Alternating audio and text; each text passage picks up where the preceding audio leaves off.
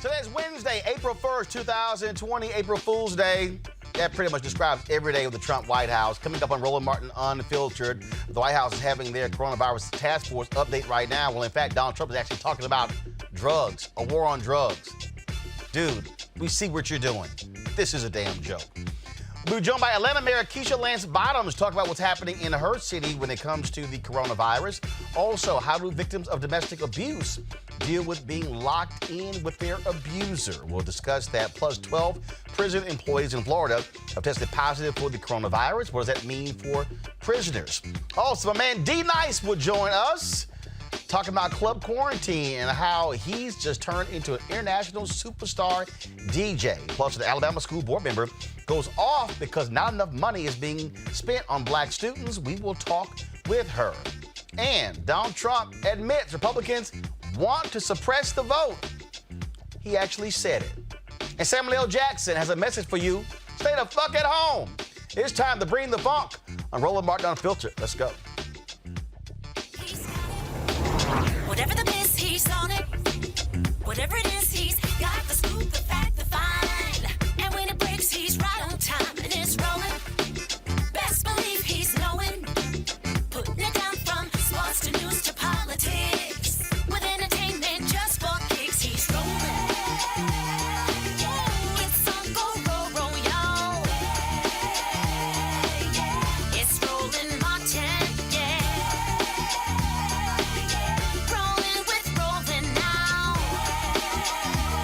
He's funky, he's fresh, he's real, the best, you know he's Roland Martin now.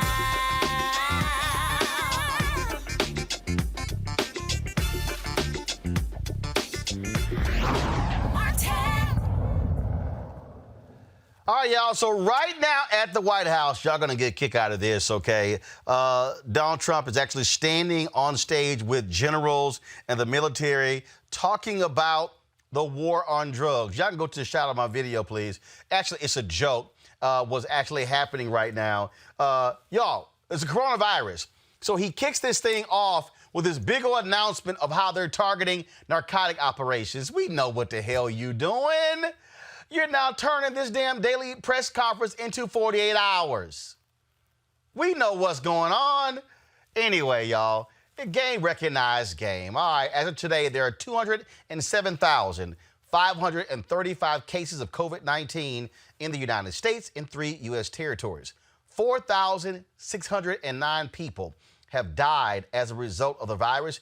8,762 people are recovering from the virus. Now, again, in New York, the most grown-up person in the country when it comes to responding to what's happening is New York Governor Andrew Cuomo. This is what he said today.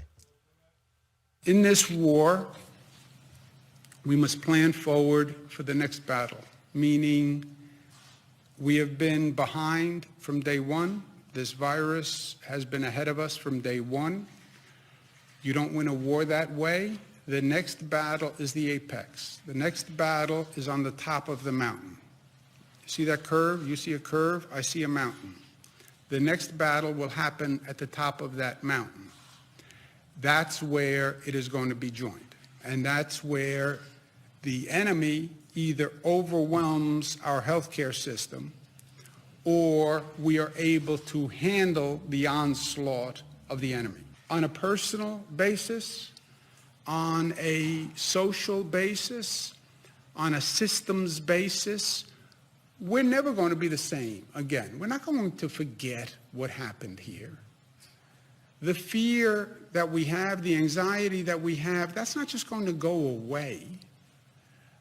When do we get back to normal? I don't think we get back to normal. I think we get back, or we get to a new normal, right? Like we're seeing in so many facets of society right now. So we will be at a different place. Our challenge is to make sure that transformation and that change is positive and not negative. Let's make sure we're taking the positive lesson and not the negative lesson. And Vice President Joe Biden continues to remind us how ineffective Donald Trump has been. What do you say to Americans who are watching you right now who are scared? I say that you're a terrible reporter. That's what I say. What do you say to the American people who are confronting this new reality? This is bigger than any one of us. This calls for a national rallying to everybody move together. I think it's a very nasty question, and I think it's a very bad signal that you're putting out to the American people. The American people are looking for answers, and they're looking for hope. And you're doing sensationalism. You know, I laid out in detail what I would do if were I president today. You can go to joebiden.com. And the same with NBC and Comcast. I don't call it Comcast, I call it Concast. First of all, I have to take care of those who in fact are exposed or likely to be exposed to the virus. And that means we have to do testing. That's really bad reporting. And you ought to get back to reporting instead of sensationalism. Secondly, I would make sure that every state in the union had at least 10 places where they had drive-through testing arrangements. Let's see if it works. It might and it might not. This is an all hands on deck. This is, as someone said, maybe it was you, Jake, at the outset, this is bigger than any individual. This is bigger than yourself. This is about America. This is about the world. This is about how we bring people together and make the kind of sacrifices we need to make to get this done. I happen to feel good about it, but who knows? I've been right a lot.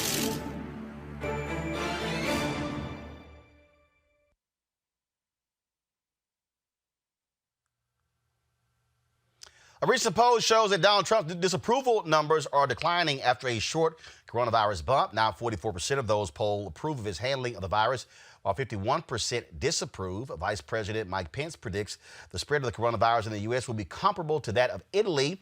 Florida Governor Ron DeSantis announced a 30-day stay-at-home order. Also, Wimbledon has been canceled for the first time since 1945. In California, Governor Gavin Newsom says California public schools will not reopen before the end of the academic year. The Dow Jones dropped 1,000 points due to bleak health and economic projections. And let me check to see if that idiot in Mississippi has actually issued a stay-in-place order. You remember, he's been ignoring this issue for quite some time. And let's see here. What did this fool announce? So now Tate Reeves, the governor, is closing all non-essential businesses, beaches, and reservoirs. Now remember, this is the idiot who overruled the mayors of Mississippi, including Mario King of Moss Point, Mississippi. We had him on the show the day it actually happened. And he talked about how the governor of Mississippi just overruled all mayors and declared nearly every business an essential business. But now that you've seen a rapid growth of cases in Mississippi, just like the fool next door in Florida, now they're acting. Really? Oh, guess who's still stuck on stupid? Kay Ivey in Alabama. All right, let's go to my panel. Joining me right now today for A. Scott Bolden, former chair, National Bar Association Political Action Committee, Brooke Thomas, host, Controlling Our Narrative podcast, Derek Holly, president, Reaching America podcast and political analyst. Derek, I want to start with you. Right now, while we are sitting here talking, all right, y'all let me know when I can see the panelists. Right now, Derek, this fool is having a news conference, pulling a bait and switch, bringing out Attorney General Bob William Barr, the Secretary of Defense, these other people, to talk about the war on drugs. Dude, really? I mean, game recognized game. Myself. I got it on. I have it on. Derek, and so, all Americans are tuning in to say, hey, where we coronavirus, what's going on? He talking about moving some ships into the Caribbean. I'm watching it right now. And so, yes, they started out with, I was curious too, as to where they were going with this particular press conference as it relates to the war on drugs. I didn't understand it, but then I think they kind of tried to pull it together when they started talking about all the numbers that come in from this part of the country in terms of drugs, bringing it in here and thinking that they could be bringing in the coronavirus. Nah, it could be a little bait and switch there. You know that's bullshit. You know that's bullshit. Get your weed before all this shutdown happens. That's what needs to happen. But there, we know that's bullshit. Okay, they sitting there talking about, the cartels are trying to take advantage of the coronavirus. Scott, give me a damn break. First of all, if you want to have this announcement, you could have had this announcement at the Pentagon. But no, you could have had this announcement at the Department of Justice. But no, you purposely do it when folks are tuning in to watch the coronavirus update, we know what he's doing. Donald Trump has decided 5:30 p.m. Eastern every day is going to be his daily television show. Sure. That's the deal, Scott. Yeah, it makes no sense because everybody who's tuning in is looking for the opportunity or looking for an update, not just on the causes of the coronavirus and the deaths or the numbers, but looking about to see the game plan. How are you going to get us out of this? How are you going to lead us out of this? What is the game plan? And how is that game plan working? It's touched all of us directly or indirectly. And I got to tell you, I could care less about what's going on in the Caribbean or drugs or anything else. I want to know when we can get back to, as the governor of New York said, the new normal, whatever that's going to be. You know, you got to fight this thing, as he said. You fight it at the apex. Either you're going to win or it's going to win. But we need to be hearing more facts and figures about that as opposed to drug interdiction, which you ought to be doing anyway. It's got nothing to do with the pandemic. And so more disappointing leadership. I tell you, this is the idiocy and where you find out where there ought to be a litmus test for whether you can run for president or not, that you cannot be an idiot and run for president. You got to change the Constitution, because this is where we're all suffering from that not being one of the litmus tests for being president of the United States. Brooke, what's such how awful this is, this news conference has been going on since 5:30. We're not talking about 46 minutes. Are you actually trying to convince me that they're spending 46 minutes talking about drug interdiction in the United States when the greatest threat right now to the health and safety of Americans is the coronavirus? Give me a damn break. No, absolutely. And what you said earlier, this is his TV show every day. He's turning this into his daily TV show. I think it's more than that. I actually think this is a campaign round. Every single day, he goes out there, stands up in front of more Americans than would ever be willing to show up for one of those actual campaign rallies. And he has a campaign rally because he can't do it physically anymore.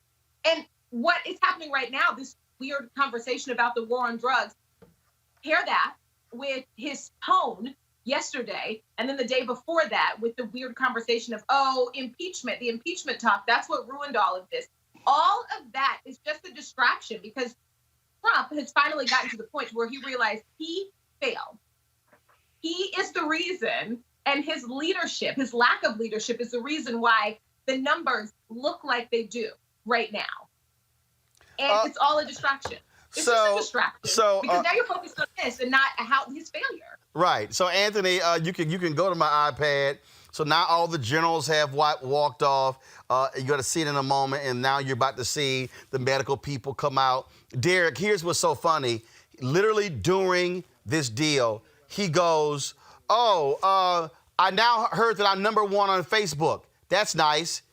Derek, that's precisely why we don't cover. That's why when Donald Trump goes to the microphone, we do not cover Donald Trump, because he's going to lie, he's going to make stuff up, and he's going to say stupid stuff, and that's what he does. Fair enough, I can't dispute that. But at the same time, I think when you speak about his administration and call them his leadership and all that kind of stuff, you're talking about the rest of those people up there too. And some of those people up there, they are well respected in terms of what they do. And I think when you insult him, you're also insulting those people, and I just don't think that's accurate. No, I disagree. I disagree. Derek. I disagree. Wait, Derek. I'm going to say this and you can say your second point. When Dr. Fauci speaks, we go to the news conference. When Burke speaks, we go to the news conference. When that Stepford husband, Mike Pence, speaks, I turn away. Because all he does, Mr. President, you've been so great, so gracious, so kind, your superb leadership. You've been amazing. You've been wonderful. I mean, give me a break. Come on. That's his only job. His job, he is the hype man for Donald Trump. So the bottom line is here. What our audience needs, Derek, we need trusted voices.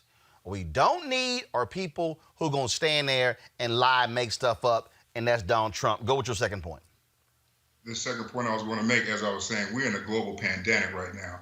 And I think everyone needs to come together. The heck what he says. If he makes a butt of himself on stage, then that's fine. But we as a country right now need to come together and come together as a whole as we figure out what we need to do next But to deal with this pandemic. But Scott, we cannot do that because the person who is sitting here making some of the most critical decisions is Donald Trump. I'm going to Brooke first before I go back to Scott. Brooke, you can't do that because this is the person who's making critical decisions. This is the person who says he signed or authorized National Defense Production Act but won't use it. This is the person who says, he literally said today, well, you know, I just don't understand why these hospitals need all these protective gear.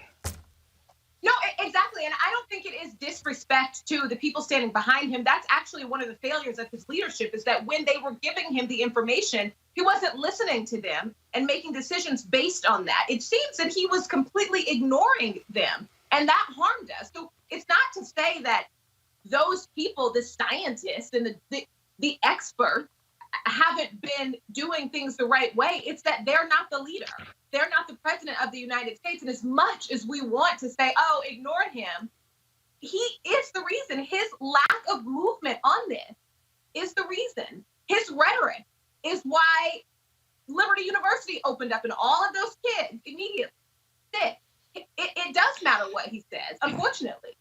I mean, I wish that we could just ignore it, but he's the one who makes the decisions. Roland, that's the real deal here. Go ahead. He won't do the work that's necessary. This is complicated stuff. I mean, you don't have to be a doctor to read, to appreciate. He's got the best minds around him. He won't put in the work because he's just lazy about it. And you can't be a strong leader if you don't put in the work and connect the dots and tell us how you're going to lead us out of this. We can forget about China and him saying this was the China virus and they should have told us and so forth and so on. We need leadership, and he's incapable of that. He just is. And so the governors and the mayors have just ignored him, basically, other than to play nice to get the supplies they need. But the federal government ought to be leading on this, and many states are leading on it because they've given up with this administration. As they praise him for his leadership, at the same time, they know they're not going to get the help they need, at least not efficiently, and they've moved on from him in many ways. That's exactly what's happened. It's a joke. Folks, do we have the mayor of Atlanta? Yeah. If so, let's go right to Atlanta. Folks, it has 599 active cases of COVID-19 and 18 deaths, and yet Atlanta residents are not complying with their stay-at-home order. What the hell's going on? Y'all need to stay out them damn parks. Joining me right now is the mayor of Atlanta, Keisha Lance Bottoms. Mayor, what's wrong with these folks? Look, we done read thousands have died. People are literally dying. I'm sorry. I don't need to see some grass that bad and congregate with some other people. Well, Roland, hello. I believe the last time I saw you, you were dropping me off at my house. So nice to see you again. No, actually, I was in your car, and they dropped you off, so you hooked me up with the ride to my hotel. I appreciate that. Well, now, you're right. It was a long night. But no, really, that story, in my opinion, was a bit overblown.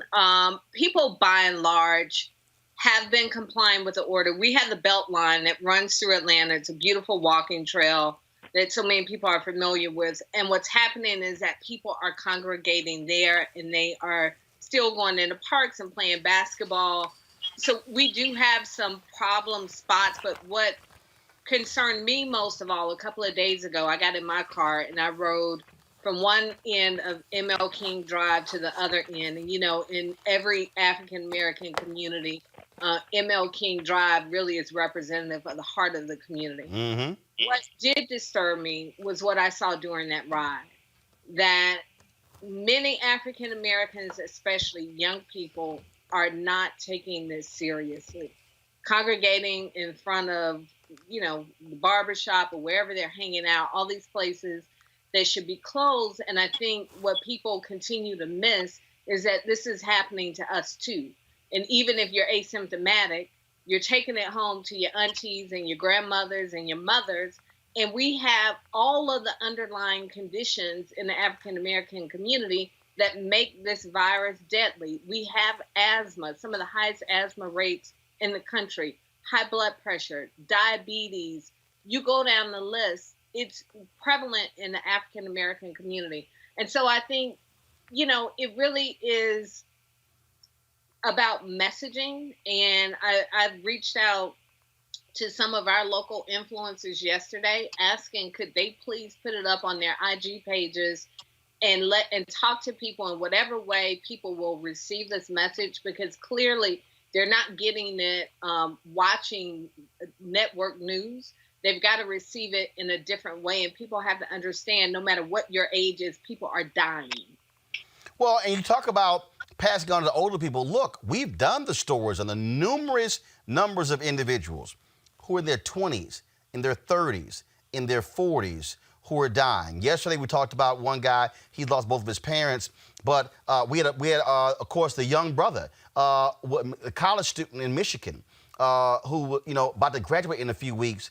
He died as a result, got turned away as well. And so we're trying to explain to all of these young folks like, hey, you are not immune from this. A group of 70, these little rich white kids in Austin, chartered a plane a couple of weeks ago, went to Mexico for spring break. Now 28 of the 70 have coronavirus. I mean, it's scary. And I even have this conversation with my 17-year-old son. I said, so many kids smoke weed and they vape and do all these things that compromise their lungs. Yep. They're not going in nearly as strong as they think that they're going in. And for my son, anyway, I had to speak to him in terms of his brother who has severe asthma. They all have asthma. And I said, listen, you've got to understand, if you get sick and you bring it in this house, your brother could die. Any of us could die. I mean, right. Any of us. But when you're not coming in tip-top shape, which most of us are not, it makes you even more vulnerable. And so what I can say about Atlanta, I've been communicating almost daily with Dr. Carlos Del Rio of Emory University, and I'm following his lead. He was the one who told me 2 weeks ago, you have until March 24th to shut this city down if you want to have any hope of slowing the curve. We immediately shut down the city. Our governor just announced today that he is shutting down the state, so I'm glad that the rest of the state is coming along with us on this. Way to finally wake the hell up, Governor Kemp. Way to finally wake the hell up. Well, Roland, I'll just say better late than never. And I understand he had to go through his process and really understanding and really, I believe, hearing from President Trump that this is also hitting rural America. But see that, but Mary, I get it. I understand. Look, I understand. But I look, mayors have been leading. Really what's been happening around this country, mayors have been leading, then governors. I can't get to the White House. I look at Mississippi. We had the mayors in Mississippi, including Mario King, Moss Point, Mississippi. They said shelter in place. Then what does the governor do? He then declares nearly every business in the state to be an essential business, overrules all of them. Then today he finally announces, shelter in place. Why? Numbers skyrocketed. They've been begging DeSantis in Florida to declare it. Nope, he wanted that spring break money. He wanted all of that. Finally today, he declares it. And you're sitting here going, y'all, these are people who are dying. I had the corner of Albany, Georgia, not even an hour from where you are right now. He said that's a city of 75,000 people, 71% black. Somebody went to a funeral and several people a number have been infected, and now in the city, 30 deaths in that county. And I just don't understand why people want to play around with this. This is deadly. In fact, go to my iPad, Anthony. You even posted your mama came by the house. You posted this photo. Your mama didn't come in. That was from a distance. Right. She said she needed to lay eyes on us. So she cannot come in our house. And thankfully, my 17-year-old son banned her from our house about 3 weeks ago. He said that they were probably carrying germs and she didn't need to come in. So she said she just needs to stop by and lay eyes on us. So she was coming from the grocery store. We let her pull up in the driveway and we waited. But again, though, the reality is you're trying to protect your son, yourself, but also your mother. Yeah, I mean, and what I suspect is happening, what's happening to all of us. We know people who are sick. We know people who are dying. We already have at least 15 City of Atlanta employees who have tested positive. I have one friend who just had an oxygen tank delivered to her house today. She has been running a fever for almost 3 weeks. My college roommate's mother has been intubated and in the name of Jesus started breathing on her own today. She's been intubated for 2 weeks. And I'm sharing this because it's one thing for us to watch it on TV and we see how horrible it is in New York and these other places, but it's now in our faces and it's in our families and in our communities. And what I suspect with a lot of leaders across this country is the same thing is happening. It should not have to come to that, but we are where we are. And it's just my hope that as we take a moment and we breathe, and I understand people are afraid. What worries me, our domestic violence numbers are up. Our reports of child abuse are down. So we understand there's some underlying things that are happening even on top of this pandemic. And people are afraid about jobs and how they're going to eat. But what I've been saying to all of Atlanta is that if we don't get through this, we're not going to be alive to eat and to go back to a job and to do all these things that we consider to be normal. So it's a moment for us to take a minute, be still, and as leaders, our responsibility is to make sure that our people have the tools and resources they need on the other side of this. We've already started sending out locally from our economic development arm, small business loans. We're not cutting off people's water. We're not towing cars. If you get financial assistance from our housing authority, we're not evicting you. So there are a lot of things that we've done, what I consider to be very common sense, proactive things to help relieve some of this stress.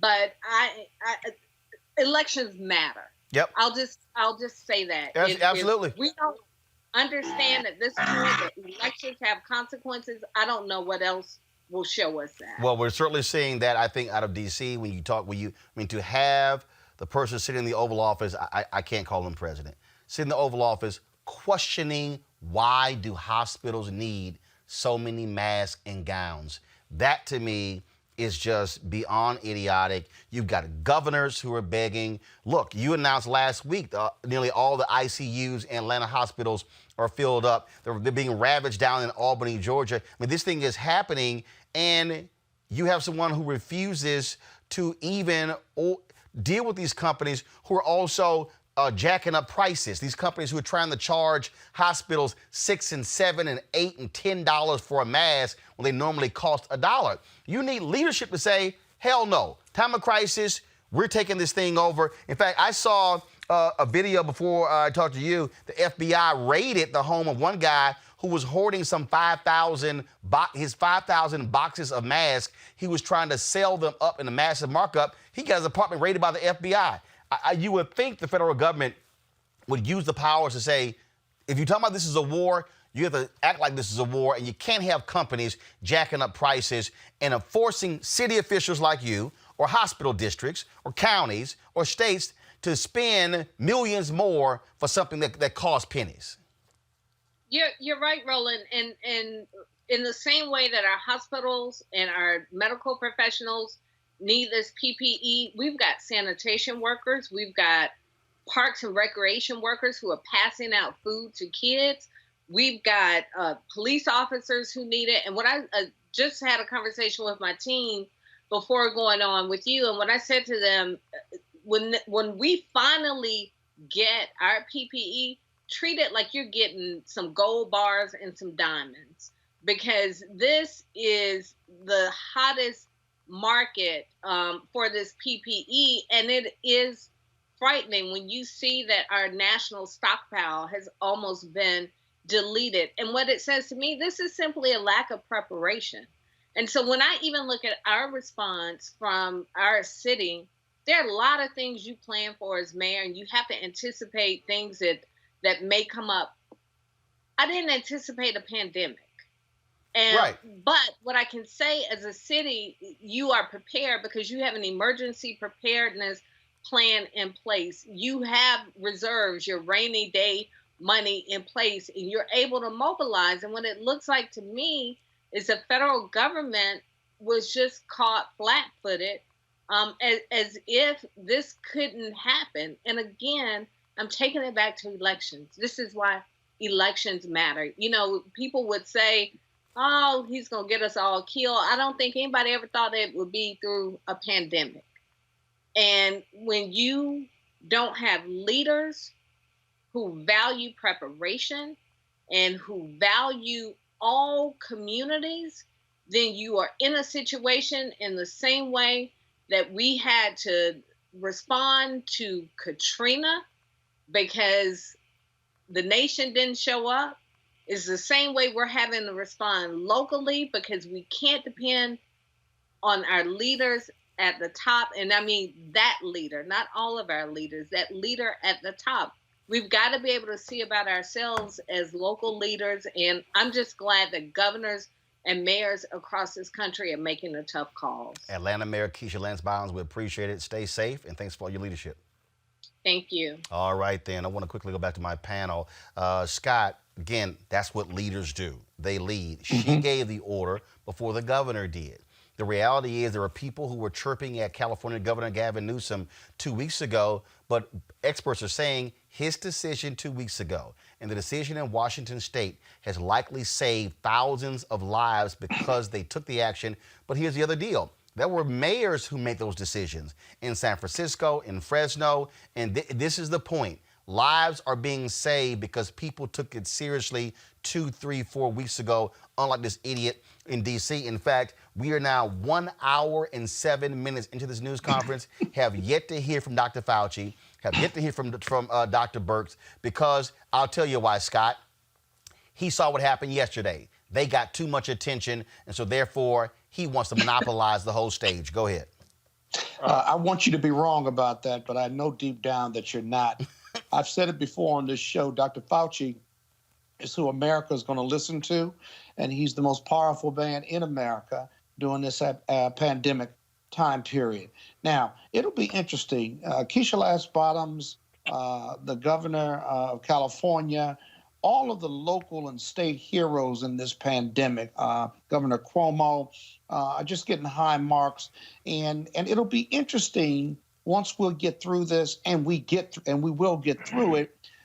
Politically, what does that mean? Will the voters reward strong leadership, or will they not? Will they forget once we go back to some normalcy? Or will they remember? Trump's bump in the polls was really interesting, but then yesterday, and now we're talking about drug interdiction, he's back down at 44%. Anytime he gets over 44%, the Republicans and independents who really like him and support him do a whole news story on it. But I have to remind them, he's not even above 50%. Scott, Are you bragging or complaining? Scott, I got to interrupt you because the real expert is now talking. Oh, well, let's go to him. We're on the other side of this curve. Are we looking at living with some sort of social distancing guidelines essentially until there's treatment or a vaccine? For example, people looking forward to the summer talk about going to baseball games, going to concerts. We have political conventions over the summer. Are things like that possible or safe without a vaccine or a treatment in place? Yeah, I think if we get to the part of the curve that Dr. Birx showed yesterday, when it goes down to essentially no new cases, no deaths at a period of time, I think it makes sense that you're going to have to relax social distancing. The one thing we hopefully would have in place, and I believe we will have in place, is a much more robust system to be able to identify someone who's infected, isolate them, and then do contact tracing. Because if you have a really good program of containment that prevents you from ever having to get into mitigation, we're in mitigation right now. That's what the social and physical distancing is. The ultimate solution to a virus that might keep coming back would be a vaccine. In fact, I was on the weekly conference call with the WHO-sponsored group of all the health leaders in the world who are dealing with this. And we all came to the agreement that we may have cycling with another season. We'll be much better prepared. We likely will have interventions. But the ultimate game changer in this will be a vaccine, the same way a vaccine for other diseases that were scourges in the past that now we don't even worry about. Tony, how are they doing with the vaccine stuff? I mean, the vaccine is, as I said, it's on target. We're still in phase 1. There were 3 doses that we had to test. We've been through the first 2 doses. We're on the highest dose now. When we get that data, it'll take a few months to get the data to feel confident to go to the phase 2. And then a few months from now, we'll be in phase 2. And I think we're right on target for the year to a year and a half. And do you don't mind me asking, you and Dr. Birx, have either of you received threats of any kind, or have you been given a security detail, given that you've been out here every day on camera speaking? Well, I mean, anything that has to do with security detail, I'd have to have you refer that question to the Inspector General of HHS rather than my answer that. Can I follow up on testing? He doesn't need security. Everybody loves him. Can I follow up on testing? Besides that, they'd be in big trouble if they ever attack. You know, he was a great basketball player. Did anybody Trump starts know? talking. We don't take him live because all he does is make stuff up and lie. It's just simple as that. Simple as that. Brooke, you heard Keisha Lance-Bottoms say elections matter. It's absolutely true. And this is people had better pay attention. And you got an election in November, and it matters who is going to be in the White House for the next 4 years. So hopefully not this idiot. So many. Listen, this is the non-problematic hill that I will die on. I wish more people would pay attention to that. Excuse me, I'm so sorry about that, especially right now. Elections matter. Your local elections matter. You need to be paying attention to who is willing to protect you right now. Take a look at how your city council, your mayor, how they are handling eviction in your area. Take a look at when your state governor, when your city's mayor was willing to shut down schools to protect people. Obviously, the presidential election, if we didn't learn, I mean, every other day we have a different example as to why that election matters. But I think people already know that. You know what I mean? People already know that it's important for them to vote for president. But right now, you're getting a look specifically at why. Look at what the district attorneys are doing. Who's sitting in jail at a higher risk for this that shouldn't be? Look at the prosecutors in your area. Look at the city council. There's so many different reasons. Look at your pastor. How is your pastor handling this? Look at who is willing to protect you. Because I think the light is on everybody right now. Speaking of protection, I want to go to my next guest real quick here, folks. You heard Mayor Lance-Bottoms talk about this. Folks, victims of domestic violence are really, really in a tough situation. Joining us right now is Amina McWhirter, founder of Love by the Handles, an organization that provides support for victims of domestic abuse. That was a boxer, Amina, today, who had his boxing license suspended because he posted a video last night trying to teach men how to beat their wives or girlfriends during this whole crisis. He said, it was a joke. He issued an apology. But this is not a joking matter. We are seeing an increase in domestic violence as a result of coronavirus.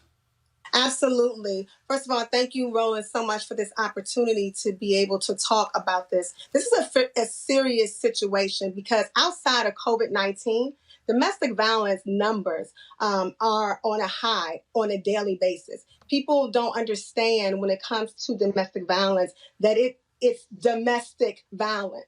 Before the violence comes, the domestic part comes, which is verbal abuse, emotional abuse, financial abuse that's happening now, even spiritual abuse from what we're seeing. So the tension building behind that is what is causing then that physical part. And we're in a crisis right now, and we know that. And so even when it comes to financial and not knowing how the money and where their checks are coming and people being laid off at high numbers, the increase of violence alone is high. So even with domestic violence, think about it from this point, Roland. We have a stay-at-home order. My God, stay at home. So you have to stay at home with your abuser who's mentally breaking you down, emotionally breaking you down, physically now breaking you down, and you have nowhere to go. And even on a global number, that domestic violence comes in so many different forms outside of what we know, even in the United States. So even China's numbers with the coronavirus and COVID-19, that was at a height, even to the divorce rate. So this is serious. 1 in 4, it was 1 in 3. So without the coronavirus, 1 in 4 women. So let's just we already have to be 10 in a room? So 1 in 4 counts. But the numbers has changed in the last year to 1 in 3. And 1 in 7 men, this boxer who's doing this, 1 in 7 men are even being abused. But because of ego, they don't talk about that. So what does a person do? I mean, you're shelter in place. Correct. What do you do? So it's very important that during this time, number one, we do not pass judgments. Because until you have been in certain situations, then you don't even know or understand what it's about. So we have to be very cautious and mindful of what's happening right now in people's homes. And so when people are reaching out to you, they're not going to reach out to you. But you know what we have to do, Roland? We have to reach out to them. So if someone is on your heart, if someone is in your spirit, if a name pops in, a song, a scent, whatever it may be, you a text away, because they need to know that they're not alone. And so it's important. We have resources locally as well as state, national domestic violence hotline, the 799-800-799-7233. I can give you those information. You have local. I am based here in Washington, D.C. And even in the DMV area, in Prince George's County alone, the number of homicides on a day outside of on a time that we're in an epidemic outside of this, outside of this, it is increased by even 500%. 500? So we need to just reach out to people. Let them know that they are not alone. Give them local foundation numbers, such as mine, and so forth. Pray like never before. And so this time is very, very serious. Even when it comes to the increase in just 1 week, less than a week, Roland, less than a week, the domestic violence hotlines, local foundations are seeing an increase in numbers. And ironically that we're talking about this today on April the 1st, Roland, this is the month, April, of sexual assault. So when people are locked up, I heard something, it wasn't funny, but, it is what people were saying. Come December, it's going to be a whole bunch of babies and stuff. Even when it comes to sexual assault, that's abuse. So now when you got the tension and you're going to come here and you're going to, I want to be intimate. Domestic violence is with the intimate partner. Mm-hmm. An intimate partner can be parental. It's a spectrum of domestic violence. Doc, first of all, Amina, we certainly appreciate it. Thank you so very much. We want to give folks that information. Again, folks, we want you to place that phone call, get help. You should not be in a situation where you are being beaten and you think there's nobody to be there for you. Amina, thanks a bunch.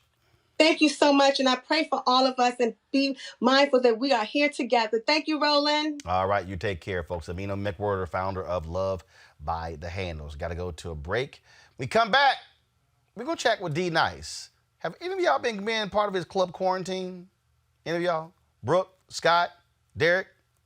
I ain't seen Well, we I was one of that 100,000. Of course. First of all, we know Scott ain't got no rhythm, so he wasn't there. But I've seen Brooke at Club Quarantine. I tried to holler at you, but it was too packed. All right, y'all. I'm gonna go to a break. We come back. We're gonna chat with D Nice, and of course, we're gonna also talk to Desmond Meade about what's happening in prisons in Florida, how they being protected. We got also this white school board member in Montgomery, Alabama, y'all. Dropped it like it's hot. She went off in the meeting, basically saying we ain't helping these black kids because we ain't trying to help black kids. We're gonna talk with her right here, Roland Martin Unfiltered. Back in a moment. You want to check out Roland Martin Unfiltered? YouTube.com/Roland S. Martin. And subscribe to our YouTube channel. There's only one daily digital show out here that keeps it black and keep it real. It's Roland Martin Unfiltered. See that name right there? Roland Martin Unfiltered. Like, share, and subscribe to our YouTube channel. That's YouTube.com/Roland S. Martin. And don't forget to turn on your notifications so when we go live, you'll know it. All right, folks. This whole coronavirus deal, is driving lots of people crazy. They're cooped up in their homes. They can't go anywhere. They're sheltered in place all over the place. And what it means by being sheltered in place, that means that even if you want to go somewhere, you can't. Imagine being a DJ and your job is to be around a bunch of other people. Well, like many people, DJ D-Nice is being sidelined as a result of coronavirus. And so for the last couple of weeks, he has been burning up social media with club quarantine. This thing started where it was just literally, just at the crib, and he was sitting around, he was just in the bed, and he said, I need to figure out something to do, y'all. He jumped up, did it on a Monday, had about a couple of hundred people. Yours truly was right there. He's been my man for a long time. Then by that Saturday, it hit more than 105,000 people, including Michelle Obama, Oprah, Joe Biden jumped on. It was crazy. D-Nice, what's up, man? You know I love you, man. You my man. I'm sitting in the very spot where it all began. So again, as I was saying, you would just like, look, you couldn't go anywhere. Look, gigs got canceled, postponed, and you were like, yo, I gotta play some music. I needed to, man. I wanted to play music just for us because we party. Damn, I look real bad right now, man. It's quarantine, man. I need to shave, bro. But I was just sitting there, like, just wanting to play music for my friends because usually when I'm at most of my gigs, I will see you, Kenny Burns, Black Thought, a lot of the people that were in the chat room, we would always party together anyway. So I figured, like, just being here playing music would bring some excitement to their lives, and it ended up becoming like this massive thing. And again, that first day, it was like a Monday, man, it was a couple hundred people. At the time, you had about 200,000 Instagram followers. And then you DJ'd again, and then people, Essence did a story, The Undefeated did a story, New York Times drops a story, and that Saturday, and I'm telling you, I was tracking it, y'all saw, it was like 9 p.m., I go on, and D-Nice had y'all, 9 p.m., he had 266,000 followers. Midnight, it was above 566,000. The next morning, it was this was Friday night. It was Friday night. Next morning, it was 907,000. By the time he DJ'd Saturday night, he had crossed 1 million followers, and the number's been going up. Where are you at now? You at 2 million? I'm at almost 1.9. Dude, I mean, 1.9. You gave an interview where you said that Sunday, tears. You were just shocked. I woke up in tears. It wasn't just about the followers. It was when I realized that we had all done something special, where we, something that started out so basic and simple with a group of friends ended up being something that helped so many people through a difficult first weekend. That was the first weekend of the quarantine, and people we didn't know what to do. We didn't know what to expect. So to play some music and knowing that, giving from our hearts, because it wasn't just me. You were in there every day. Like I said, Black Thought, like all these incredible people, Kelly Roland, we were all there together every single day and watched it build and watched it become what it has. And it was a beautiful experience. So yes, I woke up in tears knowing that we did that. It was a trip that Saturday because as I was watching it, you were just blown away by this next person. Then when Amy Schumer popped in, then Ellen, then Swiss Beats, and Alicia Keys, Janet Jackson, Oprah, then Michelle Obama, then when Biden, then the Sanders people jumped. It was just like, it just kept going. It was like new level. And the beauty of it, dude, there were no VIP rooms. There were no VIP ropes. It did not matter who you were. There was no special place. It was everybody being in one spot, just enjoying it. Yes, it was fantastic, man. And that's the beauty of it. I scaled back to do it once a week now. So it'll always kind of remain with that kind of fresh feeling. And also, it just gives other DJs a chance to shine. Like I don't want to make it seem like I invented this. I decided to throw the type of party that I wanted to throw, and it ended up working for so many people. But I try to spend more time like going in and supporting other DJs and other writers and popping in chat rooms and doing interviews just to give more support, because, we're all in this together, bro. But let's also be honest. You went 9 hours. I went 9 hours, yes. No one goes 9 hours. Right. I mean, and in fact, it was. So let me tell y'all. Get ready, Derek, Scott, and Brooke, for y'all questions for D-Nice. So y'all, so D-Nice was spinning on Saturday. No, Sunday. It was on Sunday. And so you supposed to what? You popped on to do what? 3 hours? Wait, which Sunday? That just passed? This past Sunday. Oh no, I was only supposed to do 45 minutes. Okay, y'all. So he's supposed to do 45 minutes. Okay, and he's spinning. I got on late, and this is what I hear. All right, y'all. I'm just here 20 more minutes. D-Nice sound like a Baptist preacher who when they say I'm about to close. Y'all, he went for another 3 hours. I was like, if he say 20 minutes one more time, I'm like, just stop. And then he was like, this is it. This is the final song. And I typed, no, it ain't. No, it ain't. You did type that. I said, no, it's not. Y'all, I said, he gonna play one more. And then Pebbles, I gotta play this.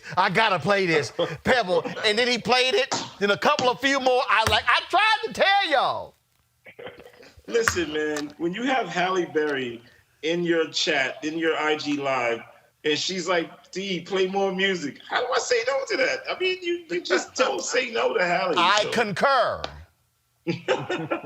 and that's how Mimi Valdez was the one who threw out hashtag Berry Nice. What do you make of all the people who are like, oh my God, are we watching this budding romance? Because Halle has been showing you crazy love. Yeah, Halle's good people. That's my friend. No, there's no romance. No romance. But if it is, you wouldn't say no. Let me go to Brooke. Brooke, here's D-Nice. What's your question? What's up? First of all, this has been so much fun. It's been great because it's not just like an experience that you get to see everybody who's popping in kind of having the same experience as you, but it's really like hook it up to your speaker and have fun. Get out of bed, do something in your pajamas that you're wearing all day because that's what we do these days. But were you surprised? I think for me, I was curious because the first time it went super viral, that was the Michelle Obama day. It was 100,000 people. But then the next day, there were way more people. And there were a lot of people talking like, oh, this is never going to happen again. If you missed it, it happened again the next day. Like that again. Were you surprised? When I woke up that Sunday morning, I was just shocked that we had reached 100,000 people because no one had ever done it. Like last night, Drake broke the record. Drake did 300, but he's Drake. So he did 300K. But the next day, I wanted to see if this was like if it was real. And when I signed on, like within 10 minutes, there was 100,000 people in there. Yep. And we maxed out at 165. And I was like, wow, this is actually a thing. Like people really enjoy when I play music. So that's part of the reason why I scaled back, so it can always feel fresh and fun. And when I'm on, they know like I'm gonna bring it. We're gonna have a great set. So yeah, I was definitely surprised though. Derek, what's your question for D-Nice? D-Nice. Yes, sir. It was good. It was good. Look, man, my question is, how do you take this momentum right here? And I know we're a long ways from from being home, but taking this momentum with you after this coronavirus leaves us. I'll be honest with you. I get offers every day, like major offers. I mean, you name it, every network offering opportunities to all of the streaming networks. I personally just decided to hold back on having those conversations because what I'm doing started from a place of love and out of respect for people that are fighting through this. I just decided to take a week off to just sit back and just enjoy it and do what I'm doing now for the love. Monday morning, this coming up next Monday is the day when I start to look at the business side of it. I would be crazy to not look at the business side because this is what I do for a living. This is why I got into music, for these types of opportunities. But people have definitely respected my wishes to just hold off. And this weekend, I'm going to take the time to decide on how I move forward with it. I know for sure I want to take it on the road and do a club quarantine in 5 cities. Because I want people to actually come out and feel what I was actually feeling at home, not just through your phone speaker or not just hooking it up to your Sonos, but to actually be in a club environment and hear Sister Sledge and hear a Drake record mixed with Sister Sledge or whatever, like the way I mix. So, but the goal is to just come up with the plan this weekend and see what we can do to, one, monetize this, and also what we can do to give back to people, because we're going through a rough time right now, and I would, everything that I do should be based on giving something back to people that are suffering. And I'll be honest, look, I ain't got no problems. I told you, D-Nice, after that Friday night, I hit one streaming service where you don't have a time limit. Instagram, you got 60 minutes. I was like, yo, y'all need to do a deal with my man. He's killing it. I'm just telling you. Scott, question. Hey, D-Nice, Scott Bolden here in D.C. I've been to a number of your parties. I don't think we've ever met, but I want to tell you, I can see a club quarantine in the top 10 cities in the U.S. I know that has to be one of the proposals that came your way, like the physical Of course, structure. yes. And you spend on one night or all nights, or even you get some equity out of it. But Absolutely. I tell you, my wife and her girlfriends were listening that night where Michelle Obama was on, and they brought me into it. I jumped on, and what was amazing to me was your humility. Like we were living with you while you were spinning, and you were as surprised as everybody, your audience, about who was jumping on. Like at one point, when Biden got on or Michelle Obama got on, you were like, Michelle Obama's on. Hey, y'all, Michelle Obama's on. You were amazed that we were living it with you while you were kind of narrating it. And I just think your humility made the difference. We wanted to get you to 1 million. We wanted you to keep spinning, and we wanted more celebrities and black thought leaders to jump on with you, man. So a lot of love and support out here. God bless you. I appreciate it. Those moments, just full disclosure, I knew I put the call in to ask. The excitement for me wasn't that they were just in the room. It was that I actually called and asked, and they followed through. So that to me was, it kind of showed me the influence that I have. As a DJ, sometimes people kind of like attempt to downplay who you are. Not to say that I've had those issues, because I've done some incredible things even outside of DJing in my career. But usually when I'm playing, I'm in your world. If you hire me, this is your thing. Yeah, that was something that I created, and they all came to my world. So Janet Jackson came to my world, Patti LaBelle, Ellen DeGeneres came to my world, and then posted it on her world and said, hey, everybody needs to go and follow D-Nice. Like, you need to see this party.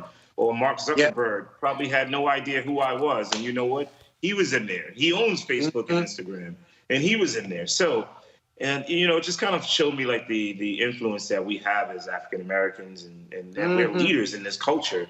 And we did something that no one had done at that time. Like I said, Drake kind of broke the record last night, but even then, the way he did it pales in comparison to what we did that night. We had everyone in there, and it was a time when we all needed to feel good about what we were experiencing together. So yeah, it's a wonderful feeling. It was our new normalcy. Well, and also what I think is also great is that for a lot of people, especially a lot of young people who have not heard a lot of these artists, I mean, you're not playing the same stuff. I mean, you're going deep in the crates. Sure. And people also are getting a sense of your love of music, playing different artists. If any of y'all out there who missed the interview I did with D-Nice in Chicago, go to our YouTube channel. We talk about stuff that he's gone through. We talk about his history, talk about how he was high, then he was real low, how he's had to rebuild this. And I think people, and look, folks, this ain't new to me. D-Nice and I have known each other for years. He knows the moment y'all, this is a true story. This is a true story. I'm in New York. I don't know what the hell I was there for. And I'm in New York, and I run into one of my fans on the streets of New York who was with her mama and her kids. And I go to my hotel. So I meet them. Took a picture of everything. I go to my hotel, and I tweet, "What the hell is going on in New York?" It was like 10:30, y'all. I had nothing. I was like, I'm like in my hotel. And somebody said, "Roland, D-Nice is spinning at," I don't know what hotel it was. And so the sister who I met and her mama, she said, "These kids are driving me crazy. Are you going to this party?" I was like, "Hell yeah, I'm going." She met me at the party. I said, "D-Nice is spinning," and it was the craziest thing. And I told a bunch of my other followers, "I'm going to this party with D-Nice. I'll see y'all there." It was a hookup, man. We danced all night because and I told people, y'all think I'm lying when I put it in club quarantine. I've helped DJ D-Nice pack up. I don't leave parties early. No, he would stay. Come on, Roland brings the funk. He would stay until the end.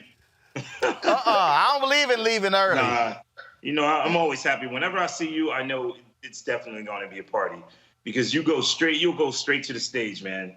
You know, and just set it off. If someone's standing around, you'll get right in the crowd. We've done that. We're Congressional Black Caucus. Like, you'll get out and just do your thing, man. So you'll have so much love and respect for you. Well, I can't. Look, I have a very simple philosophy with parties. If I go home and my clothes are dry, I'm pissed off. But if I go home and I got to peel my clothes off, that was a party. Absolutely. Well, I can't wait after, we have dispatched of this coronavirus for that first get-together. It's going to be crazy. Bro, you've been on Jimmy Fallon, the LA Times. So many amazing things have been happening. God has been blessing you in a tremendous way. Yes, sir. I'm just glad Yes, to know you. I appreciate all that you do. And, man, we're going to keep tuning in and just keep doing you. You know, I love you, brother. Good to see you all. All right, D. Talk to you. Let me get back to club quarantine. My kitchen. All right, drink more of that water and not more of that alcohol they keep sending you. Oh, my gosh. They sent you so much alcohol, you can open up your own liquor store. I was saying to someone, either my friends love me or they know that I have a problem. Way too much alcohol in here. But the one person, look, just now, before I got on with you, Will Smith sent me another shipment of like 8 boxes of water. See, I love Will. Will is awesome. He's sending water. He just sent you some just the other day. Yes, and now there are like 8 more large boxes of water. I'm like, yes, Will. And in fact, that Saturday when you were DJing, when you hit 100,000, you were like, yo, somebody call Will. He needs to get on here. So because Jada was on. So I sent him a text. I was like, yo, D-Nice, like, get your ass on club quarantine. Get on. You know what? He got in, and that same night, he sent me cases of water with a beautiful note. But no, Will is a classy dude, man. Yep. Yes. That's the one thing that I love about Club Quarantine is that we brought so many beautiful people, not in terms of physical beauty, but just like beautiful spirits together in one room, in one chat, and we were all there together and experiencing that moment. Yes, sir. At the same time. So it's beautiful, man. Yes, Thank sir. you. Derek, you got a question in, didn't you? No, I'm good. You didn't get a question in? Real quick, go. Oh, yeah, I did. I asked my question already. Oh, you did? Okay, I was about to make sure you did. D-Nice, man, I know you got an interview coming up, brother. Always good seeing you. We'll chat soon. All right, later. All right, bro, take care. I hope y'all enjoyed that. Club Quarantine has been really absolutely fun. I got to go to a break. When we come back, we're going to talk with my man Desmond Meade about what's happening in Florida prisons. 12 prison guards got coronavirus. What does that mean for the inmates? Next, Roland Martin Unfiltered. You want to support Roland Martin Unfiltered? Be sure to join our Bring the Funk fan club. Every dollar that you give to us supports our daily digital show. There's only one daily digital show out here that keeps it black and keep it real as Roland Martin Unfiltered. Support the Roland Martin Unfiltered daily digital show by going to RolandMartinUnfiltered.com. Our goal is to get 20,000 of our fans contributing $50 each for the whole year. You can make this possible. RolandMartinUnfiltered.com. All right, so a lot of y'all are always asking me about some of the pocket squares that I wear. Now, Robert don't have one on. Now, I don't particularly like the white pocket squares. I don't like even the silk ones. And so I was reading GQ magazine a number of years ago, and I saw this guy who had this pocket square here, and it looks like a flower. This is called a shibori pocket square. This is how the Japanese manipulate the fabric to create this sort of flower effect. So I'm going to take it out and then place it in my hand so you see what it looks like. And I said, man, this is pretty cool. And so I tracked down, it took me a year to find a company that did it.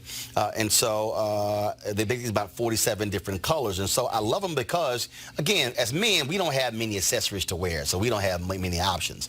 And so this is really a pretty cool pocket square. Now, what I love about this here is you saw when it's in the pocket, it gives you that flower effect like that. But if I wanted to also, because if I flip it and turn it over, it actually gives me a different type of texture. And so therefore it gives me a different look. So there you go. So if you actually want to get one of these Shibori pocket squares, we have them in 47 different colors. All you got to do is go to RolandSMartin.com/pocket squares. So it's RolandSMartin.com/pocket squares. All you got to do is go to my website and you can actually get this. Now, for those of you who are members of our Bring the Funk fan club, there's a discount for you to get our pocket squares. That's why you also got to be a part of our Bring the Funk fan club. And so that's what we want you to do. And so it's pretty cool. So if you want to jazz your look up, you can do that. In addition, y'all see me with some of the feather pocket squares. My sister, who's a designer, she actually makes these. They're all custom made. So when you also go to the website, you can also order one of the customized feather pocket squares right there at RolandSMartin.com/pocket squares. So please do so. And of course, it goes to support the show. And again, if you're a Bring the Funk fan club member, you get a discount. This is why you should join the fan club. All right, folks, so we talked about what is happening, of course, all around the country, sheltering in place. But imagine being in prison, a breeding ground for coronavirus. We've seen this take place in Rikers Island in New York, some other places as well. In Florida, the number of Florida prison workers who have tested positive for COVID-19 jumped to 12 on Monday, according to the Department of Corrections. 3 of the employees work at Blackwater River Correctional Facility in Santa Rosa County. A 4th person works at Appalachia Correctional Institute in Jackson County. The latest count of infected workers is a jump of 4 over the number of cases reported by the Corrections Department in late February. So how are inmates being protected? Well, joining us now is Desmond Meade, president of the Florida Rights Restoration Coalition. Desmond, glad to have you back on Roland Martin Unfiltered. Hey, Marlon, thanks for having me on, Roland. Let me start by saying this. I think that measure of a country is gauged by how it treats its most vulnerable.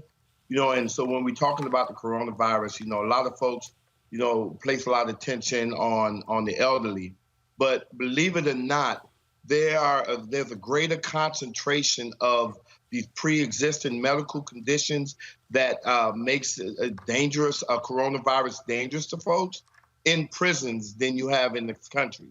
And so what we're seeing here in Florida is, especially we have a governor that seems to be Johnny-come-lately to a lot of these remedies. What we're seeing is the potential of turning our prisons into a morgue.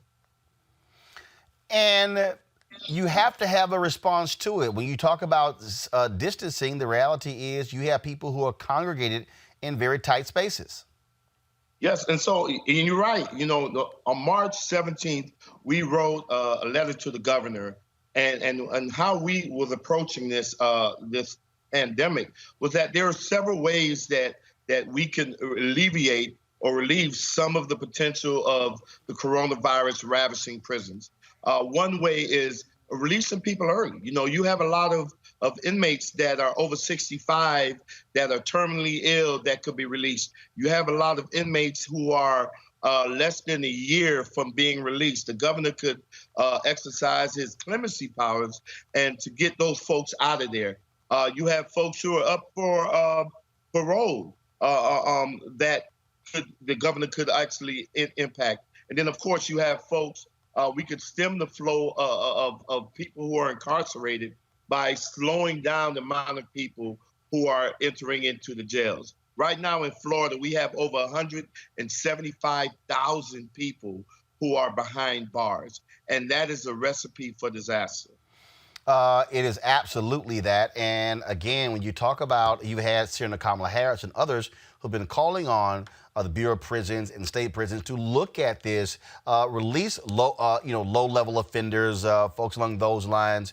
Then, of course, you still have the people who believe in throw the key away, who are like, look, these are hardened criminals, keep them in there. But this is still also a health risk to the workers in these prisons, who also have families. As a matter of fact, within our recommendations to the governor, we also paid a lot of attention to the guards. Right now, you're seeing 12 guards who are impacted. They not only have the potential of infecting inmates, but then they're taking it back to their community. They're taking it back to their homes. And so we're asking for the same type of approach that you would use on medical professionals, same type of approach that you would use for people who are working in nursing homes, that you should also apply those procedures to guards. They should be wearing masks. They should be having a protective gear. They should be provided with any necessary supplies, equipment, and garments that's needed to prevent them getting infected and to prevent them actually transferring them to the inmates. You know, just a couple of days ago, the governor made a statement about wanting to prevent cruise ships from docking at the port of Miami. They don't want cruise ships docking in Florida, right? But each prison is like a cruise ship that will eventually dock, right? At some point, people that are incarcerated, they will have served their time and they must be released. And so it is incumbent upon us, it's really incumbent upon the governor to take some bolder steps. He don't have to wait for White House guidance, right? He's the governor of this state, right? And so therefore he should take the steps that's necessary to prevent this from rolling out of control. You know, why wait for somebody to die before you take actions that you could have taken before their untimely death? Well, we are talking about the person who waited to do a shelter in place and allow coronavirus to spread. Today finally made that decision. And again, that's how weak leadership. Speaking of weak leadership, I want to ask you about this. I'm going to bring in Cliff Albright on this as well. Donald Trump pretty much let just verbalized what we all know the other day when he was on the Fox News and made it clear that Republicans are all about suppressing the vote because they know they will lose. I want to get your thoughts on this. Y'all press play. An email from Kevin for you, Mr. President. If there is another relief bill, how can we stop lawmakers from dipping into it again for special interest projects? Man, we were just talking about this. Do you want to expand? Can we stop the next one? It's just the common facts. I mean, they have a majority in the House, and therefore you need their vote, and they want to get certain things. I will tell you this. If you look at before and after, the things they had in there were crazy. They had things, levels of voting that if you ever agreed to it, you'd never have a Republican elected in this country again. They had things in there about, election days and what you do and all sorts of clawbacks. And they had things that were just totally crazy.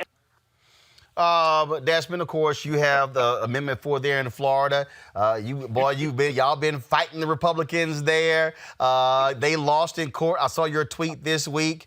And to hear Donald Trump say that all those things, restoring voting rights to formerly incarcerated, same-day registration, all those things, Republicans don't want to make it easy for people to vote because they know if you can keep the vote low, they stand a bare chance at winning. Let me tell you, Roland, the first impression that I get when I was hearing those comments is something that we believed even during Amendment 4, right?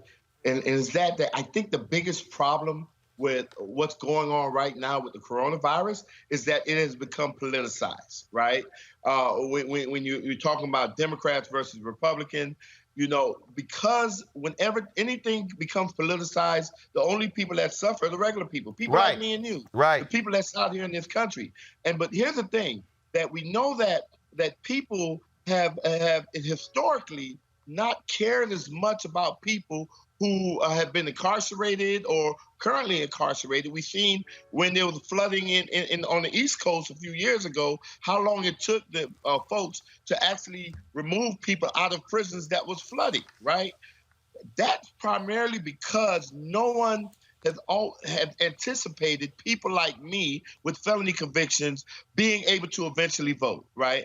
And I know that there are some people that's scared of seeing this new constituency of voters coming. We have over 1.4 million here in Florida. And this recent court case, though, and the rulings in it, and with the judge's decision to turn this lawsuit and make it a class action lawsuit, so where now any future rulings will apply to all of the 1.4 million instead of just 17 plaintiffs, right? What this does is sends a serious message, because the courts have rejected the state's attempt to suppress this lawsuit, right? What that says right now is how the governor, how any elected official, whether they're Democrat or Republican, respond to the needs of people who are incarcerated or people with felony convictions may have some serious consequences when election time comes, because the way the courts is going, a lot of these 1.4 million people are going to be able to vote, and they're going to not have short-term memory like some folks used historically had in the past. I'm going to go to Derek and Brooke in a minute. I want to bring in Cliff Albright, who is the co-founder of Black Voters Matter. Cliff, on this point, to hear Donald Trump just say out loud what we've always known, and this is part of the problem. Even right now in Wisconsin, I was actually retweeting a thread last night. The Republicans are desperate to hold on to a state Supreme Court seat in Wisconsin that they are refusing anything to change, to allow any changes to the April 7th primary. Because if they know for a fact, by holding on to that seat, it guarantees them to be able to kick folks off the voting rolls in November. They've actually had a state thus far where a federal judge ruled they cannot remove 200,000 people from the rolls. But that's what you see what's going on. And so you have Democrats in Wisconsin who have been pleading to say, wait a minute, this is about keeping folks safe. They don't care. Their whole deal is, nope, election is fine, go to the polls, even though in a number of counties, I think there's more than 100 now polling locations, they don't have enough people. They don't have enough hand sanitizer in those places. And this is what you're dealing with. And the reason and Desmond's right, it shouldn't be partisan, but the reality is this, Cliff. Republicans will do all they can to block, to suppress the vote. And that, to me, is shameful. It should not be that way, Cliff. Yeah, and it's exactly like what you said, Roland, where the man in the White House said out loud, well, we all know to be the case, but this isn't the first time that they've done that, right? We know that, just a few months ago, Mitch McConnell did the same thing in talking about the attempts to extend the Voting Rights Act, restore voting rights, restore voter security, election security, that Mitch McConnell basically made the same remark, like, oh, y'all are just trying to do all this stuff because you want to be able to win elections. So they know that this notion of expanding the electorate, of making it easier to vote, of expanding voting access, they know that doesn't work in their favor, that they'll lose elections. And that's literally what Donald Trump said out of his mouth. It's amazing that Wisconsin will be trying to move forward with that election. And even as their great leader, their grand leader has said that even he put aside his Easter wish list and was going to extend his silly, 30 days or whatever until the end of the month. If even he has done that and Wisconsin is behind him, then that really tells you all you need to know.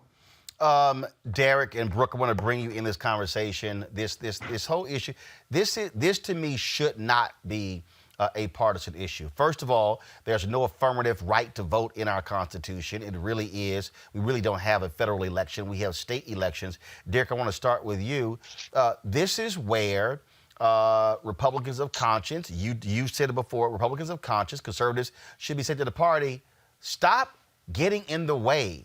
If you want people to vote for you, damn it, compete for their vote. Don't restrict it. I agree with that, Roland. And I've said many, many times, the Democrat Party takes for granted the black vote, and Republicans don't do enough to get it.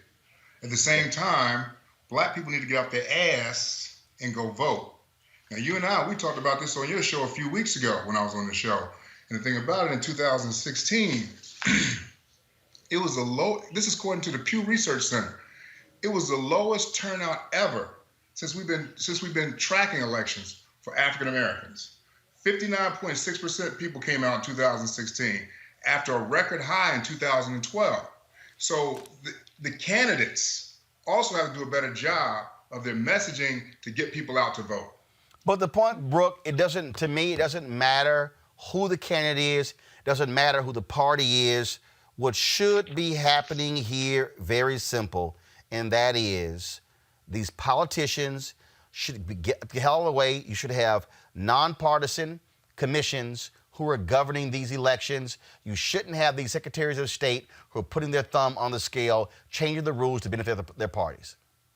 Yeah, absolutely. And of course, back in 2016, the numbers were so low because I think it's easy for a lot of people on the outside, not us, but on the outside of this to kind of look at it like, black people specifically are just not, they don't want to vote. They're not doing what they want to do. But I think what I saw was so disappointing, and what we're still seeing a little bit now is this like overwhelming kind of gross push to pull in this mythical swing voter that is this person that is a middle-class white person who switches back from Republican to Democrat, depending on, who talks to them the best that election year. But when it really is, there's a lot of Black people who are completely being ignored, just like you just said, and also have to jump through hoops because of these ridiculous voter suppression tactics all around them. So not only do you have to get yourself to vote anyway, not really seeing anybody act like they care about you, but then you've got to make sure you're still on the rolls over and over and over again. Make sure you can vote in the right place, not be afraid of weird prosecutions that,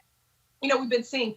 And I'm not surprised that Trump said what he said once, because he's been just blatantly saying it all over and over again. But yeah, he's right. Voter suppression means more Republican votes. That's why gerrymandering has been a thing for so long, and it's so blatant now. But I guess I'm just not surprised by it. And Desmond, I want to go back to you. The reality is what y'all did in Florida was critically important. And frankly, ballot initiatives, and look, it was very difficult. What y'all able to do took 10 years. You're still fighting it. But the reality is you have to change state constitutions. Alicia Reese is trying to do a ballot initiative in Ohio to put the right to vote in the Constitution to cut these shenanigans out.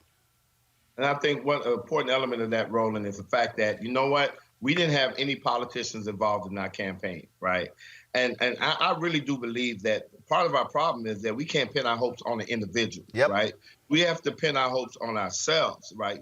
Just like I used to tell folks, that's how I was able to marry the most beautiful woman in the world. I didn't rely on someone else to introduce me. I went and did it myself, right? And that's how we cannot depend on other people to get the things that we need, right? And our efforts in Amendment 4, I remember the 2 nights before the election, and I told folks that the most important person on that ballot was not named Andrew, was not named Ron, right? The most important person on that ballot was Pookie and Ray Ray and the Desmonds and the Neils, and it showed on that night, right? And so I do believe that we have to change constitutions in a lot of these states, but I also believe that the changes that we want to see, we cannot rely on an individual to make those changes. We can't wrap our hopes around an individual or a candidate.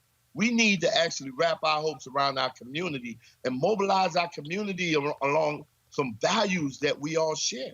Mobilize our community along the lines of humanity. And when you do that, that becomes more powerful and more lasting, because politicians will let you down. Politicians will lie to you. Politicians will do a 180 on you in a heartbeat, right? And so we have to invest in our communities. We have to invest in our own. Cliff, as y'all have traveled the country, y'all have seen that. Yeah, definitely. That's a big part of what our message is. And, one of the things that we often talk about is us believing that we have that power, right? And that we have a right to that power, because oftentimes we don't think we have a right to use that power because it's been used against us so many times in our past. But, one of the things that two things I want to mention real quick in regards to this is, one, we talk a lot about disaster capitalism, right? About how, every time a disaster happens, you got folks coming in, gentrification, they try to take advantage of it and try to make money. This is very much a situation of disaster voter suppression, that under the cloud of all the justified concerns around coronavirus and our health status, and I know you've talked a lot about even the racism that's been seen within the response and disparate testing and all of that. But within all of this environment, that you got folks coming in trying to take advantage of the situation, use it for voter suppression, whether it's Wisconsin or whether even states like Georgia that are actually shifting towards voting by mail.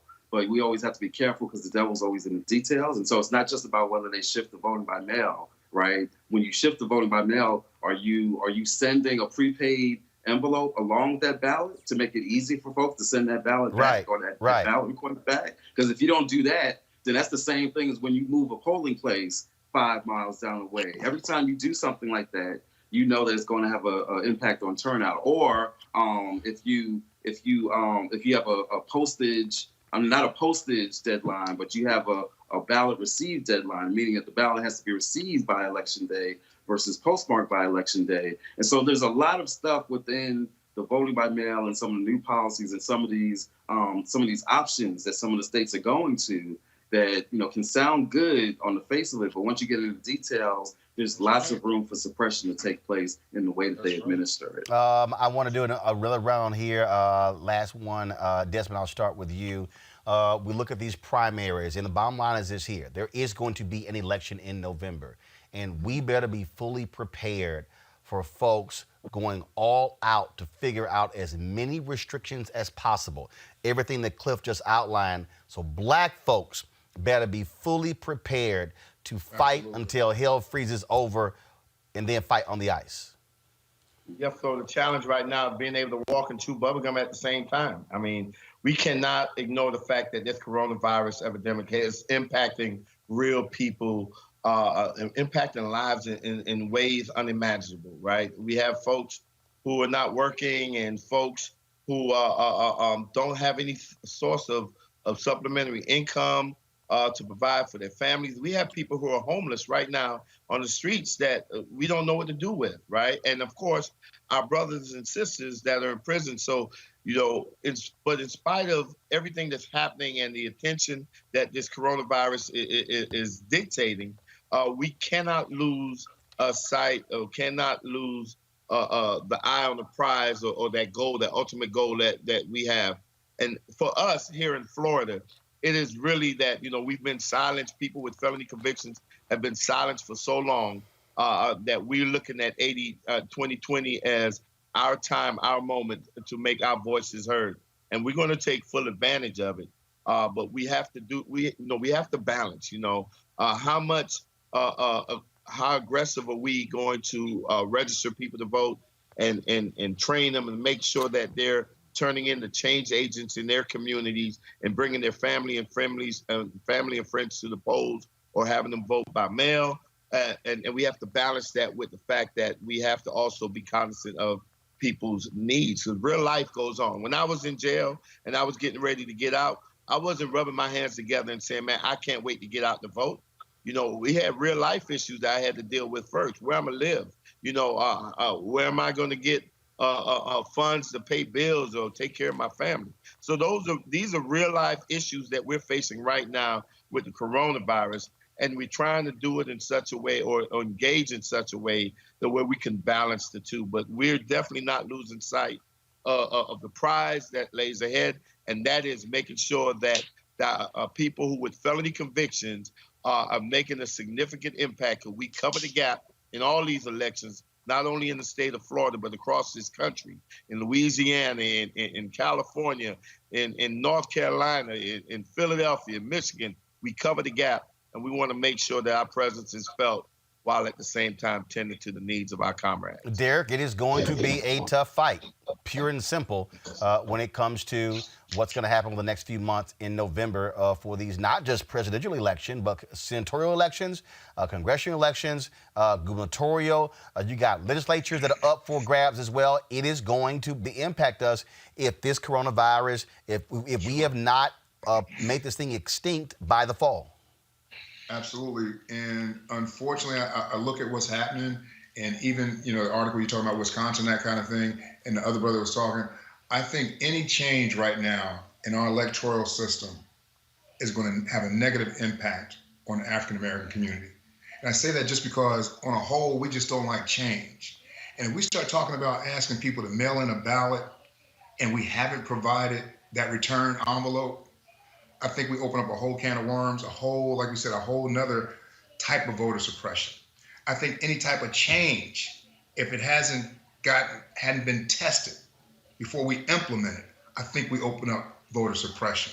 So the idea that the Republicans are putting these different ways out there to suppress the black vote, I think some of the things that we're looking at could be easier, could actually backfire for African Americans. Well, the reality is, Brooke, is this: the way to beat it is to vote. Right. That's it. Absolutely. Vote. Local elections matter. Every single election matters. And right now, there's more evidence of it than ever before.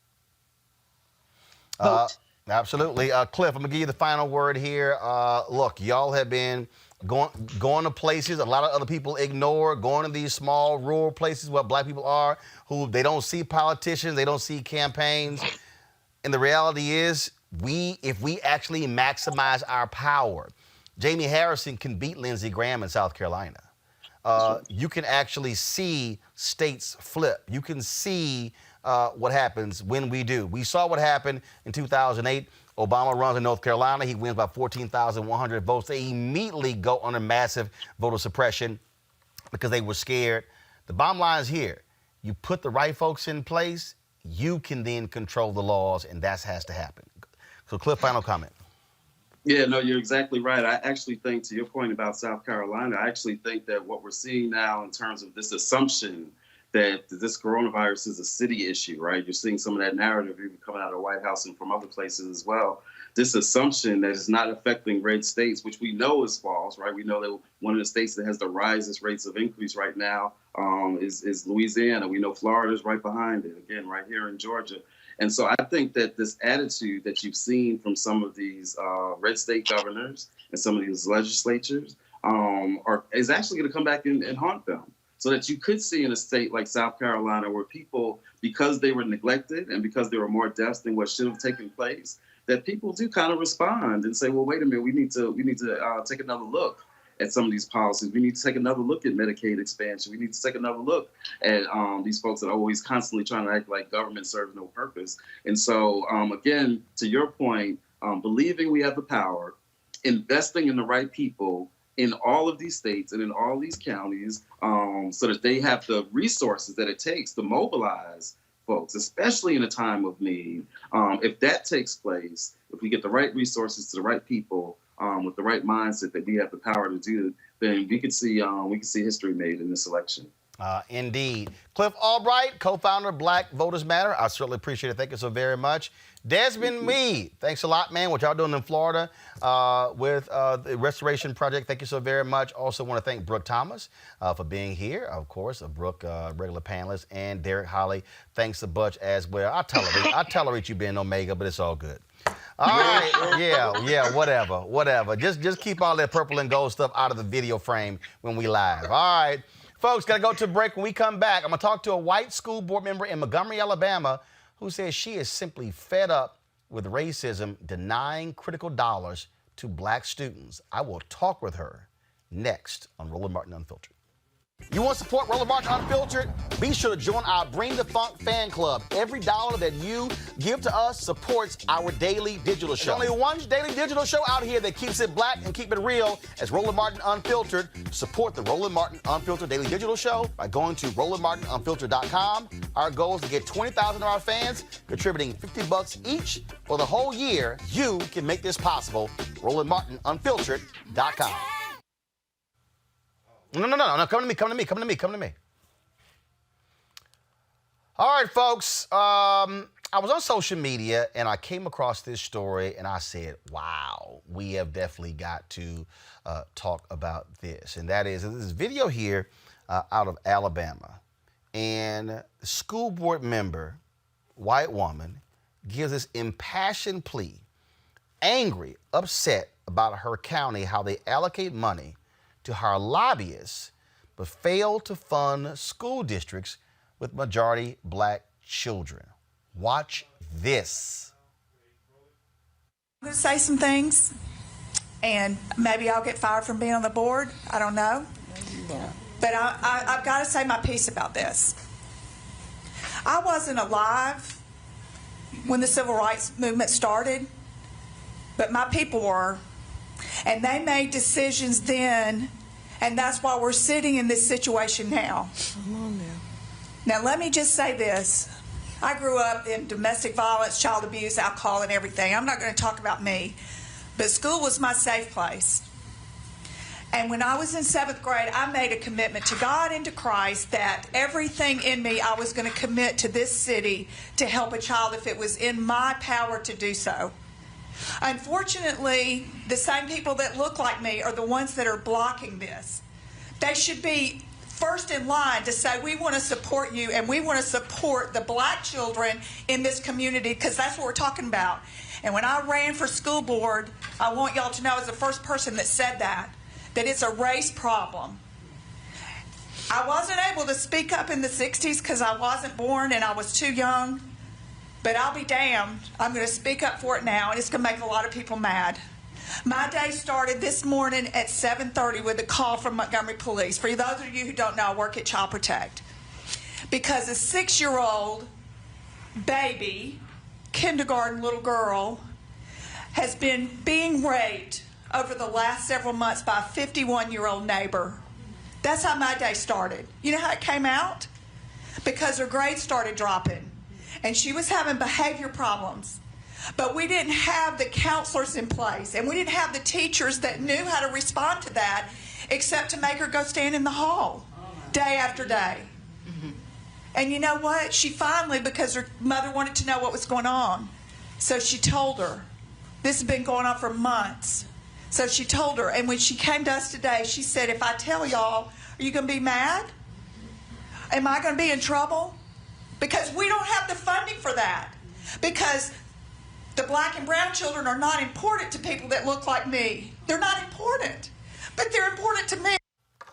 Joining us right now is Jana Bailey. Jana, glad to have you in Roland Martin Unfiltered. Can you hear me? Jana Bailey, can you hear me? Yes. Okay, there we go. I can. There we go. That was about a 2-minute version of that video. You had some other comments that you made there. I mean, what was it that set you off where you said, we've got to call this thing what it is? Racism is at the heart of denying resources to black kids in your school district.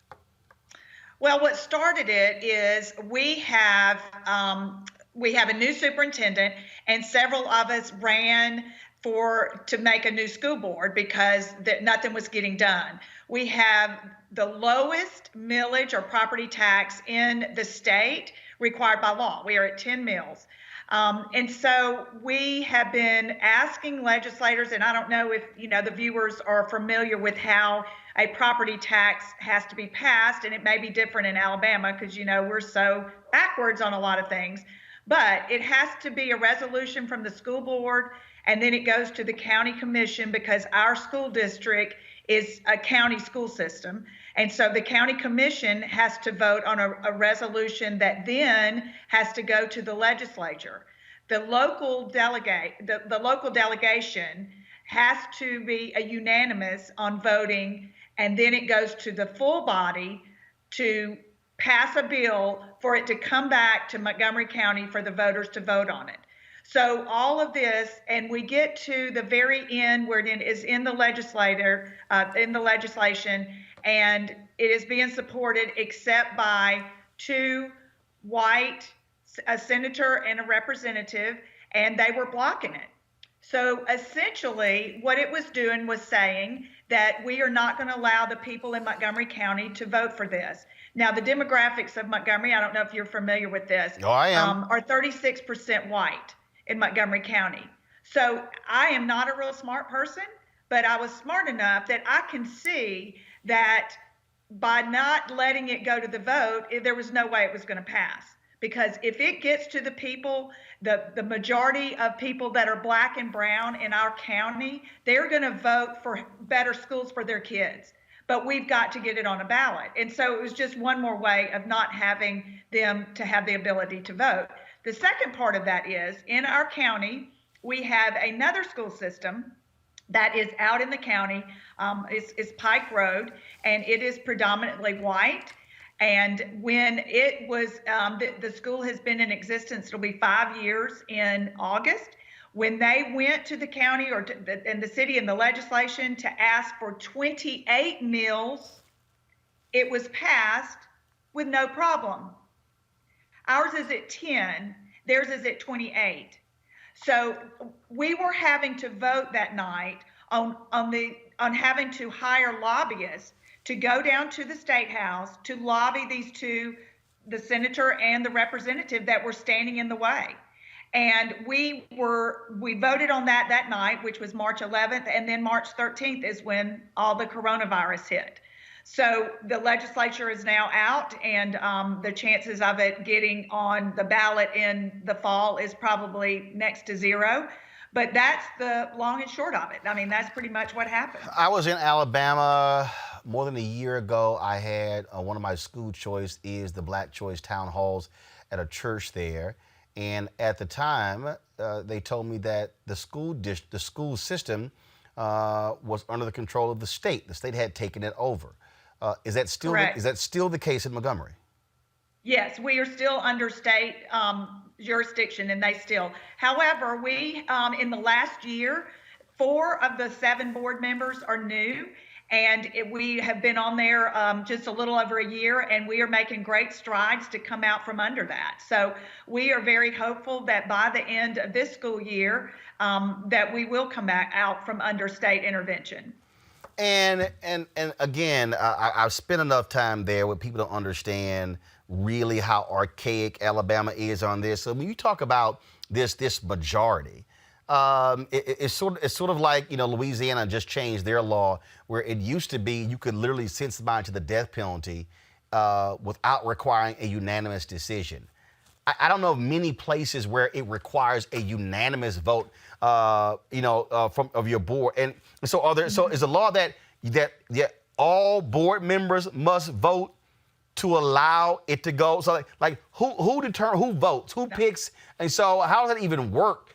It's so crazy. I mean, Roland, it's so crazy. Okay, so what happens, the 7 board members with the superintendent, we know we need more money. We are at poverty level. We have 29,000 students in our district, and we are losing between 700 and 1,000 every year.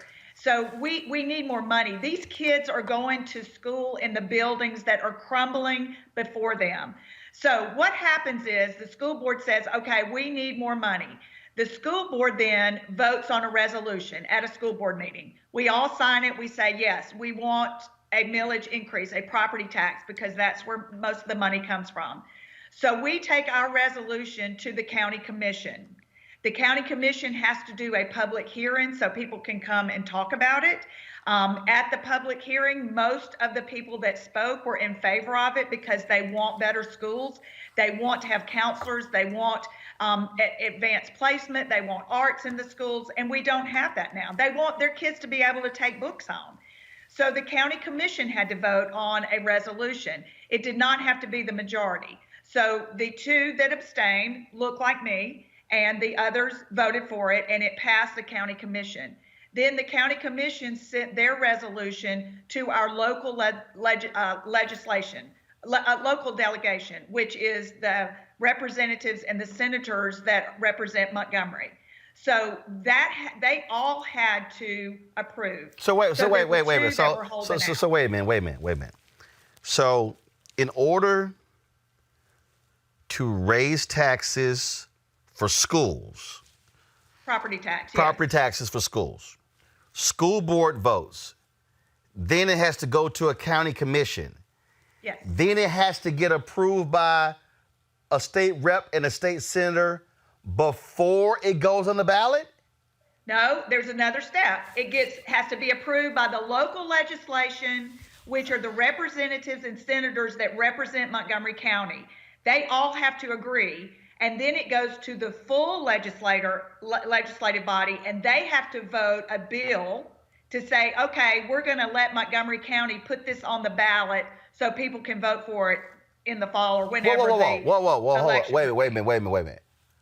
So the entire state legislature has to vote to what people in this one county can do. Yes. What? Okay, I've covered politics. I've covered politics my entire professional life. I'm 51. I have never heard of that many levels for a county to raise property taxes for a school district. I've never, that's unbelievable. It's mind-boggling. And, I was not aware of this either. I thought, we just put it on the ballot like anything else that we want to vote for, and it's voted for and it passes or it doesn't pass. But this has to go through all of these different channels. And like I said, that night that we were having to vote, And we voted for it. I mean, it passed our board. We had already voted on the resolution. What we were voting on March 11th was lobbyists that we were having to hire at about $10,000 a month so that they could lobby these two people to see that they needed us to at least get it on the ballot. So that is where the frustration. And we're talking about, you know, Roland, you know enough about the South, and you know about Alabama, and you know about Montgomery, that this is deep seated. I grew up here in Montgomery, and I'm a product of the public schools. I graduated from Lanier in 1979, a little bit older than you are, but not by much. But I went to public schools, and, you know, they were integrated when I was in the 3rd grade. I'm not good with math, so I can't do how old I was or what year that was. But I was in 3rd grade. And, you know, for the kids going to school, there was no problem. We all played on the playground together. But it was, as the years went by, and it got to be in about 1986, 87, and the powers that be decided to try and keep white people in our school system. They were going to implement a magnet program that was still within the schools, but it was a magnet program. And that was a way to keep white kids in the school. And it worked for a while. And then they moved those programs out of the traditional school buildings. And so now they are separate. They're no longer in the traditional school buildings, which is also a problem, because no longer are the smart kids, or the 10% who are now in magnet schools, they are no longer eating in the cafeteria. They're not cheering with them. They're not on sports with them. So we have another level of segregation, because what happened with that, and you know, we'll just air all our dirty laundry tonight. But what happened with that is a lot of the magnet schools, they were limited to the enrollment. So, for example, if ABC school said, okay, we can only have 300 9th through 12th graders in our school this year. So it was an application process. And so if you were the 301st child and you were trying to get into this program because you played the trumpet really well, or you were a great artist or photographer or singer, or you were great in math or the languages, too bad. You're not going to get into the magnet program. And so now you are in a traditional school, and the opportunities drop drastically, because if they don't have that extra learning ability, and they're not reaching their cap of learning, and they're not given the equal opportunities. The reason I know that system well, I'm a product of a Houston Independent School District in the magnet school programs. Went to a magnet school in elementary school, went to a magnet school in high school. And yes, magnet schools were created in many of these places to desegregate schools. And so you place magnet programs in predominantly white schools, predominantly Latino schools, predominantly black schools, to be able to bring a racially diverse group into it. And so you're absolutely right. It doesn't make sense to remove them, because you go back to, frankly, your segregated schools, and you're also removing those what some call gifted and talented programs out of those schools. And so when it comes to this issue, so what's next? You know, what's the next step? What can people do? What can our audience do? How are y'all rallying people there in Montgomery to get the state rep and state senate to say, hey, you represent the people, not vice versa? Right. Well, sadly, as you know, as all the stuff that has happened now with the coronavirus, now let's think about this. Most of our children, about 65 to 70% of our children in the public school, I'm talking about the traditional public schools, are at or below poverty level, okay? And so a lot of them do not have access to Wi-Fi, and they certainly don't have access, if there are 4 or 5 kids in a home, they each don't have their own computers. So now, just like everything across the country, we are going to online school. And this is how children are going to learn.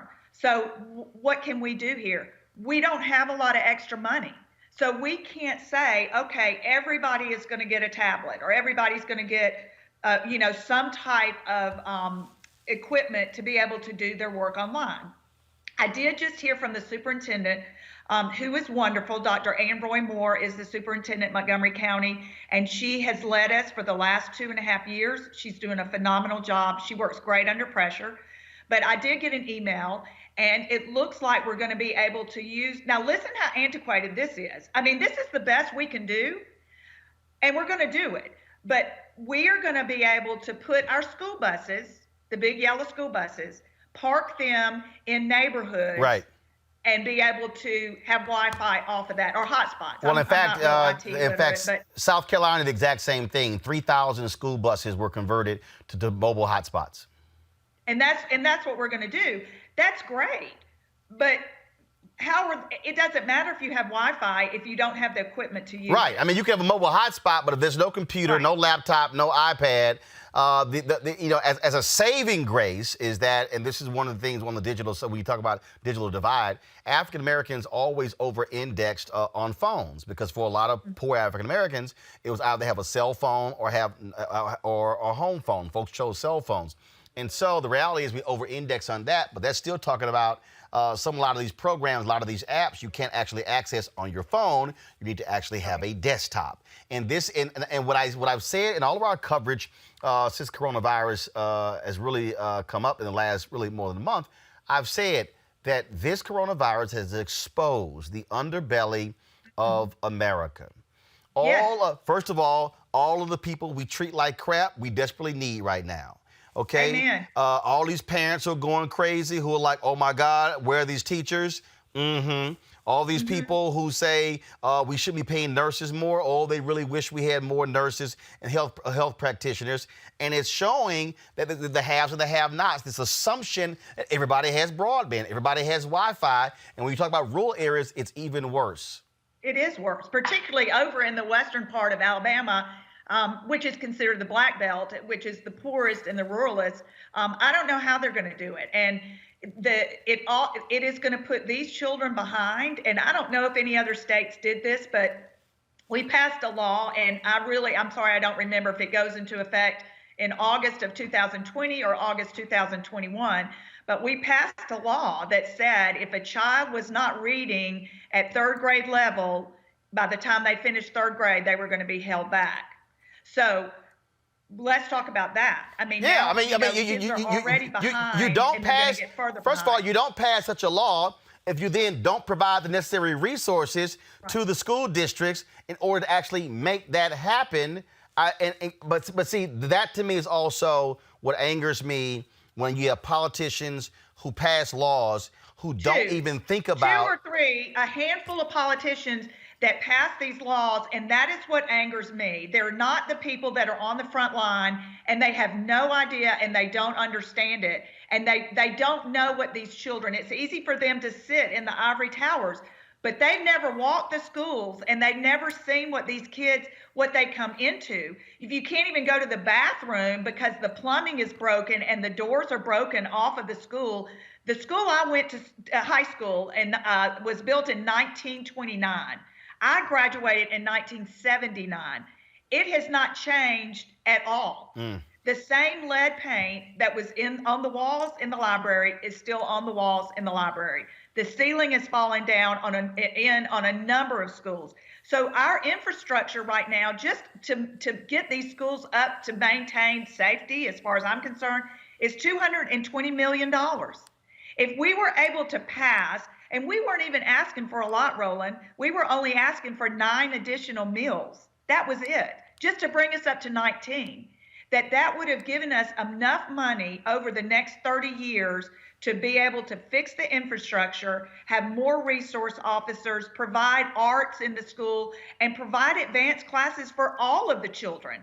All I'm asking is equal education so that they can reach their full potential.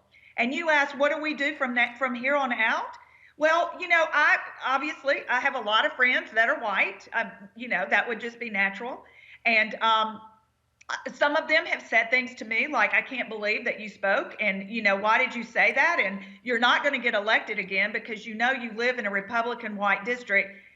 I didn't run to get elected again. I didn't run to just keep a warm seat. I ran because we have issues in Montgomery County, and this is my circle of influence. And so if the people that look like me don't begin to start speaking up, then you know what? We froze. She's about to drop the mic. All right, get it fixed. I need her to finish her last comment. I got to have her finish her last comment. All right, let me know. Man, Jana was about to drop the mic. I'm trying to, if people like me don't speak up, and so I want her to finish that particular point. Do we have her? Yeah, her video froze. Okay, so go ahead and let me know when y'all have her. Yeah, my control room is working on it right now. So just give me 1 second. All right, I think we got it. All right, here we go. So you said if people like you talk about your white neighbors, if people like me don't speak up. If we don't speak up right now, we are going to lose our city. And this is my home. I mean, this is where I live and I work and I play. And I love this. I love my city. But more importantly, I love these children. And I want these children that are growing up in poverty, that are growing up in public housing, I want them to be my doctor one day. And I want them to be my dentist. And I want them to be my teacher. I want them to be the artist and the well, I won't say politician, but I want them to be a talk show host. I want them to reach their full potential. Maybe they are going to have their own electric company, and maybe they're going to have their own plumbing, but right now they are not getting the opportunities. And people say, oh, you can't throw money at the problem. That's what I hear all the time. They're not managing the money right. What are you talking about? There is no money to manage. There is no money there. Jana Bailey, we appreciate your passion. We're glad you spoke up. One of the reasons why I created this show is so we could have someone like you and others who have a platform to speak to folks across the country. And so keep it up, and whatever we can do, keep us abreast of what happens. Whatever we can do to help, just let us know. I will, Roland. And listen, it has really been a true honor to be able to be on your show. And I hope a lot of people are listening to that plea, and let us use our voices and continue talking about this. We may be on the crux. I was listening to your show earlier. I think we're on the crux of something really big. You just said it. The coronavirus has uncovered a lot of ugly in this country. But on the other side of that, there's going to be a lot of good, because there are people like you and me that are going to keep fighting for it. And I got a lot of people behind me, too. All right. Well, we're certainly there with you. Jana Bailey, thanks a lot. We appreciate it. Thanks, Roland. Bye. All right. Thanks a lot. All right, folks. This is why we do what we do. And we certainly need your support. We've got more than 2,000 people who are sitting here watching us on YouTube. We got nearly 1,000 on Facebook. The reality, folks, we're an independent media company. The coronavirus has greatly impacted all media companies. We're seeing massive layoffs all across the country. We're seeing people furlough workers. We're seeing them slash pay, all that sort of stuff. And the reality is we greatly depend on you. And so we want you to support what we do. Your dollars, Bring the Funk Fan Club, make all of this possible. You've heard me say this repeatedly, and I'm not joking. If 20,000, and I've got more than 2.6 million followers. If 20,000 of our followers gave on average $50 each, that's it. $4.19 a day. Excuse me, $4.19 a month, 13 cents a day. Whole show's taken care of for a whole year. And so we need you to support what we do. Cheryl Lee, I want to thank your donation on YouTube. Thank you so very much. I see that. Folks, all you got to do, you can do Cash App, which is $RM Unfiltered. If you go to RolandMartinUnfiltered.com, you can also contribute to us via Cash App, PayPal, or Square.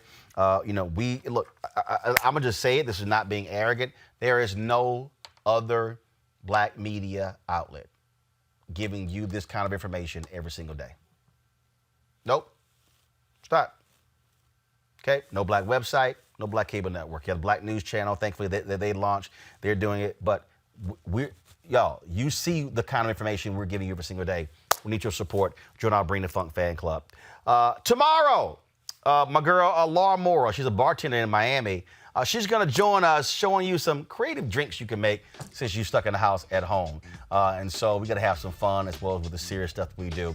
I'll see you guys tomorrow right here on Roland Martin Unfiltered. Holla! Be safe.